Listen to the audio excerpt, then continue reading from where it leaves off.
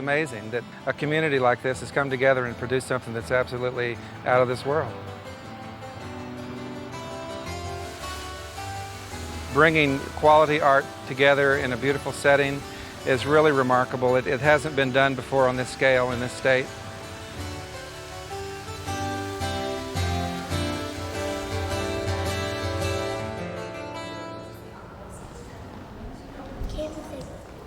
The art is for the people of Texas, it's for the local community, it's for anyone and everyone that visits this area. This is all privately funded, and the whole idea is to make it open for free to the public. I feel that's the kind of thing that business should do, and certainly it's something that I feel honored and grateful to be able to be a participant in. The artists have made a major contribution. Patricia Meadows has been the very key person.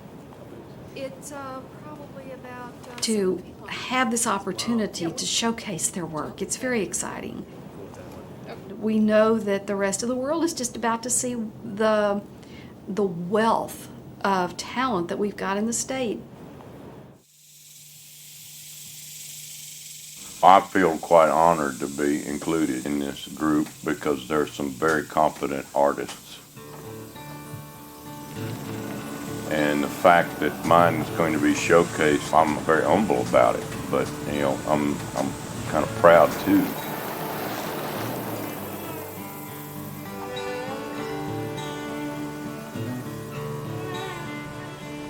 Well, it's my home. So everybody's got an allegiance to their home. I was raised in West Texas, the flatlands and the ranch country. It's big, it's open, and there's still a lot of space. I like my work to also be open and free and simple.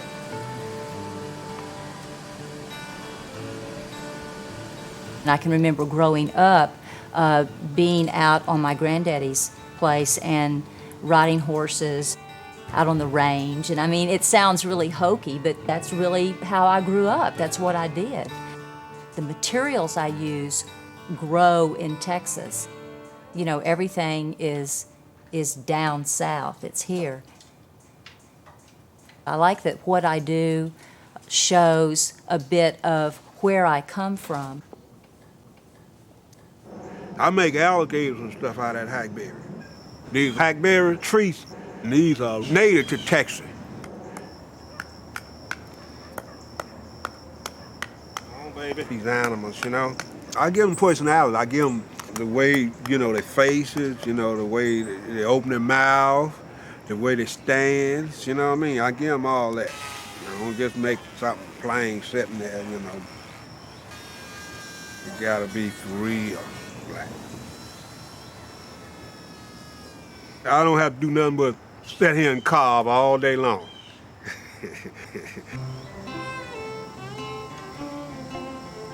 I conjured from the terrain in my case being East Texas, which is very different than West Texas. East Texas is piney woods, it's magnolias, it's pine trees, it's forest, a lot of sloughs, bayous, rivers. Very strong work grew out of this. To me, growing up, it was the expanse of looking at the Gulf of Mexico and having this big, beautiful space where you could stare out and watch it change all day long and think and create. The piece that I'm doing for the Texas Sculpture Garden is made out of limestone and glass. The limestone is indigenous to Central Texas. It's about 100 million years old. It's full of beautiful fossils. So it was underwater all those years ago. And then when I use the glass as a metaphor for water and combine those materials, it's a perfect marriage. When you put a piece of stone that weighs 2,000 pounds onto some glass, you've got to engineer it to where, of course, the glass won't be crushed. So what we did was use stainless steel plates and stainless steel sleeves that are actually internal to the sculpture itself.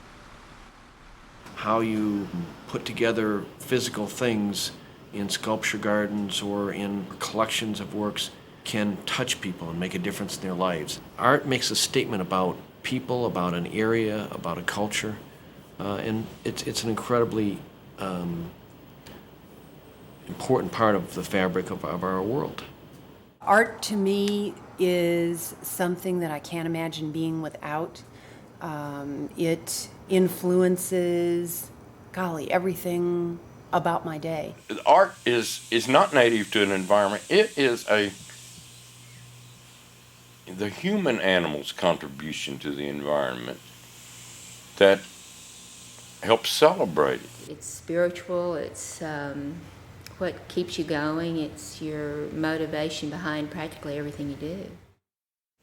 Now, 20 years ago, I found myself 40, and I looked at where I was and where I thought I would be at that age, and I wasn't there by a long shot. But I just said, I'm going to stop and smell the roses. I'm going to dance with life. And at that point, I started focusing work on dance. Dance goes back to every primitive culture's roots. And I'm not a dancer. I'm a clumsy ox on a dance floor, but I love it, looking at it.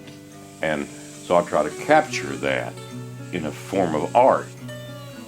It's a way of expressing joy, beauty, rhythm, balance, tension.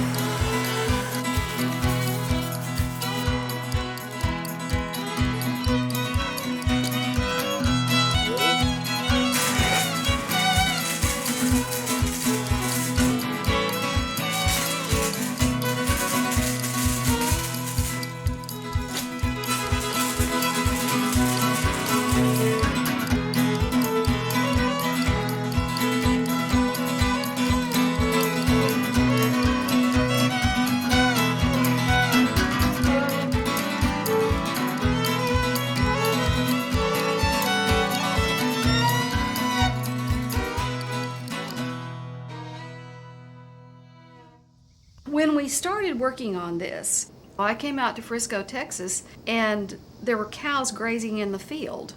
There was a lot of undeveloped land. So when people see the sculpture garden finished, they're not going to realize the steps that have gone through it to get it there. What the public will see is art surrounded by walkways and waterways and plantings, and none of that was here when we started. It was just dirt. The ponds were dug, the piping, the water, the landscaping, the walkways, the everything. You think about the spaces and you think about the audience and you think about the artwork. You try to make every part stand alone and yet be part of a whole. So in a way, the whole park is a wonderful composition in itself. I wasn't really encouraged to become a sculptor when I was in college because, it was so macho. The sculpture departments were very, very, male-oriented and equipment-oriented, and they had cranes and a big, major tools that even though I'd grown up on a farm, I didn't have any experience with, and it was really intimidating. I kept thinking, there's got to be ways that I can build legitimate sculpture, but do it my way, not do it men's ways, and not have to learn how to handle all this equipment. And that's why I've made things like with, like the figures that are here today. I made large things with little sticks, or built things with materials that I can handle by myself with tools that I can handle. It is so beautiful. Isn't it amazing how color held up? You didn't paint it again? Well, I touched up, scratches and stuff, but I didn't repaint the whole thing. I cleaned it. But it's just been waiting for this spot. One of the special things about the Texas community is that one artist wants another artist to succeed. It is not unusual at all for a sculptor to tell me about 2 or 3 other people I ought to be looking at. And in many cases, we have found other artwork that way. I have fellow sculptors that, when they have to make an installation, many times I go just to go and help out. And when I need help, artists will come and help me out. And that's, I think it's a rarity. I think sculptors, generally speaking, are just a friendlier group of artists. You know, they make these big old heavy things. They need help moving them. The word right there is you need help. You need help. So that's why we know each other. And that's because why everybody knows everybody. Everybody has trucks, you know, everybody... trailers. Yeah. You know who's Trailers. got the bigger You know trailer. who has the biggest trailer. Come on.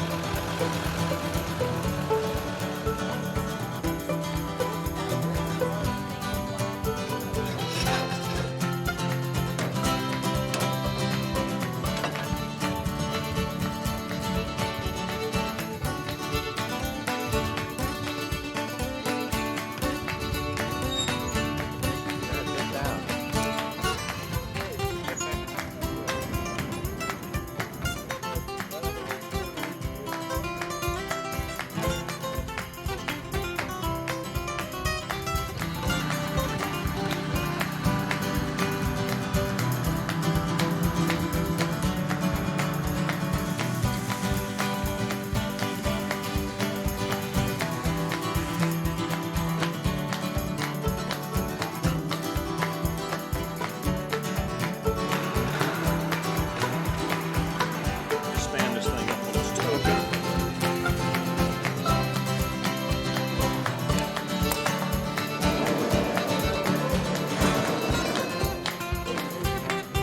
I like this too.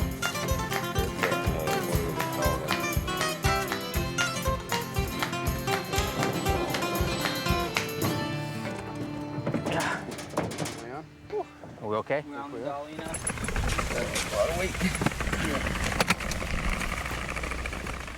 We all have basically the same passion for love and life and family. And the Hispanic community has always had a passion for love and family. And I think that that comes across my work. I love the way the color that emanates from the stone, the different textures you can put on it. You can polish it or keep it rough. And a lot of my works has a variety of textures where it makes people want to touch the piece itself. And I think that's what I really enjoy. And so I do many different things to the surface so that people will want to touch it. The sculpture that I have going into the Texas Sculpture Garden is a mother and child. My pieces normally have a feeling of love, of caring, and especially of protectiveness. And many times the child is clinging to the mother in a very loving way. Strength and power and love that just emanate from women, and I like to be able to express that in my forms. When I first saw the animal that God had made, I was a kid, I guess around about 8 or 9 years old, and I would pick the animals up, and I would turn them bottom sides up, you know, and I want to see the spots on them, you know, what they look like and all. And then I say to myself one time, I say, who making these animals? I say, I can do that, you know. I never thought about it again until I got to the city and got laid off. See, that put me back in the woods looking for a way to make some money. So I went back to the woods, come out with a tree trunk, and I turned it into 2 monkeys. This is the wood that I use right here. I got different kind of animals in here. And this right here, this is a big yellow cat. See right here, this is his head right here, this eye right there. Yeah. And this would be, that would be a rainbow trout right there, along with the catfish. And this is a crawfish. See now this is the paws right here, see, you cut this off, because that could be a leg, you know. But these are 2 paws. You go on do your paws, you put the legs on it. And that's a snake right there. Big old couple snakes, see. Or you can turn it into a crawfish. You cut these 2 pieces out right here, got your good crawfish, see. So that's what I do. That's the way I do it.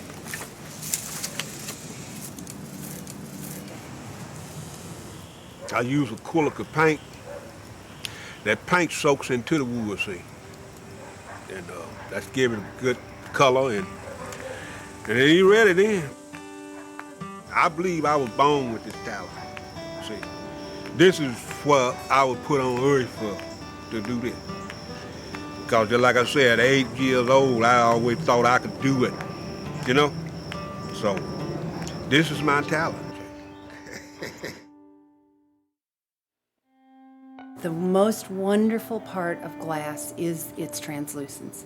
And no matter how you see it, with natural light or man-made light, it is just a beautiful object. And I think that that's what draws people to it. Glass is actually the most collected thing on the face of the earth.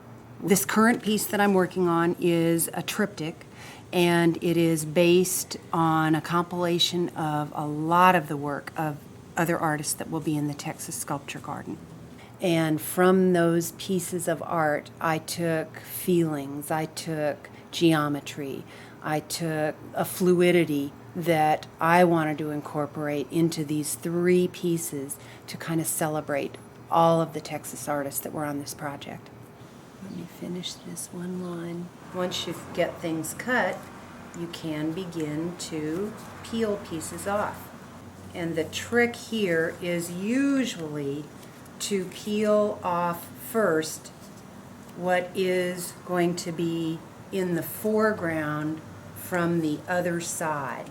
There's a pressure gauge on this canister right here, and it's set at its highest pressure. And I will bring the screen over to this area, and then holding this, almost really like a pencil, you just shoot it until you get the desired depth. I love the fact that the finished product is always a surprise. I hope that people will touch this piece. And that's all I can ever ask for. If they want to walk up to it and touch it, then I know I've done my job.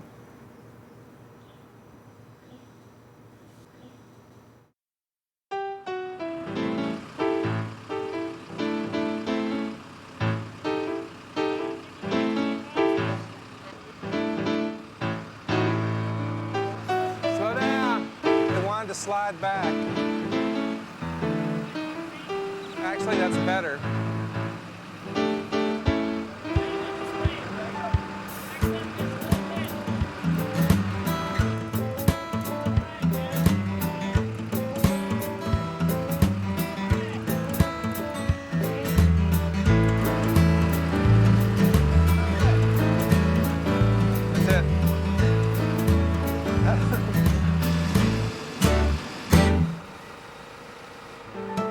Bravo. It's so big, and we did it. I mean, it's not easy to accomplish anything on that scale, and with that weight, that's 20,000 pounds of 2 materials that really aren't compatible. One's real fragile, one's not. One's new, one's old. And it feels so good that it went in without a hitch. As stressful as it is, just handling the material is incredibly hard. I like the way the stems or whatever are fused together in only one spot. It just, to me, it's like it should be outside and almost drift in the air. It's just nice. It just flows real well. I want the audience. I want that psychological reward of having that person see it. I love it when people look at my art. My personal feeling is that it's not really even complete until that spectator sees it. I guess I want people to want to ask themselves questions, not so much ask me questions. I want it to generate some kind of energy. Other aspects. Bright colors, just like a bright turquoise and red and blue, purple. And then at the end, there's some structure, but there's also a lot outside of that. She took pieces of something. The beginning, the end. You start out structured and then you end again. up structured. It's true. The Texas Sculpture Garden has a wide range of materials, artists from different parts of the state. The variety is vast.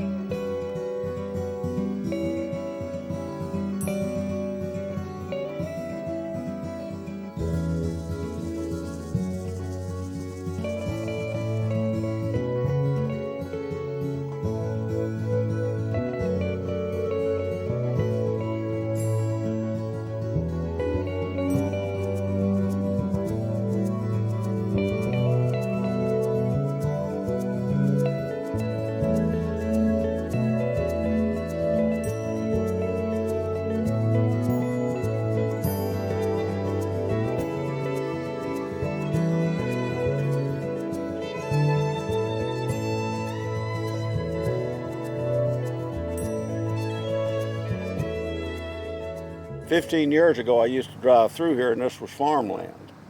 And it's kind of indicative of how fast things are growing, but it's not all just cold commerce.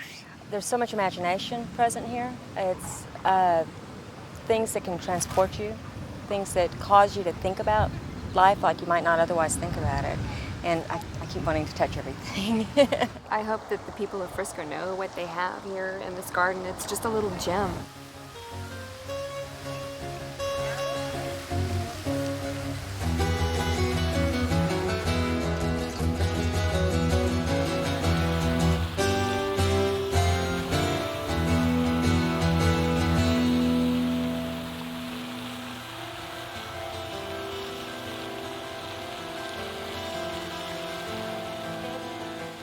And we drove in and started looking around, and we didn't even know this place was here. Didn't even know it existed.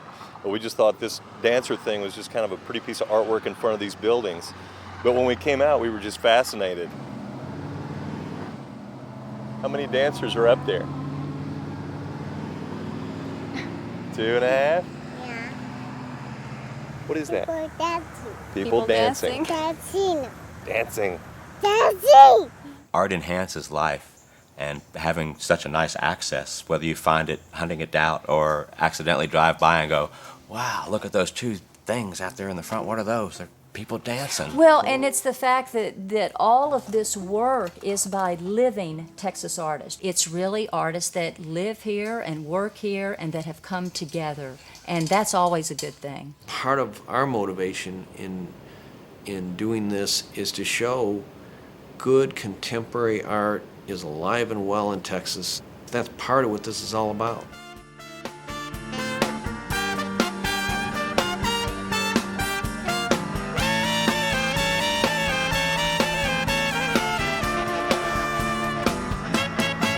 They talk of destiny like it's a love word.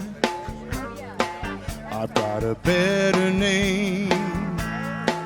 It's hurricane, taking us in her arms, crashing us downward, and my tears are nothing compared to your eyes.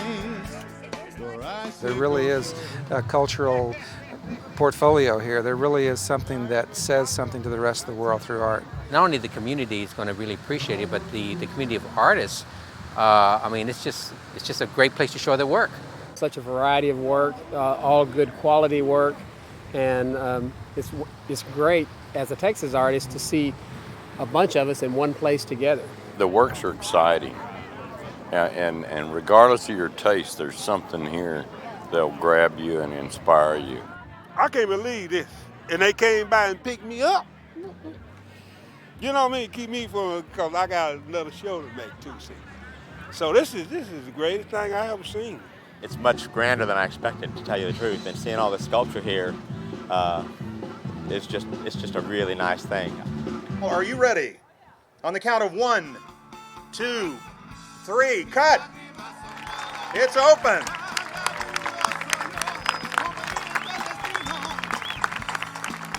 Again, let's give all these artists a round of applause.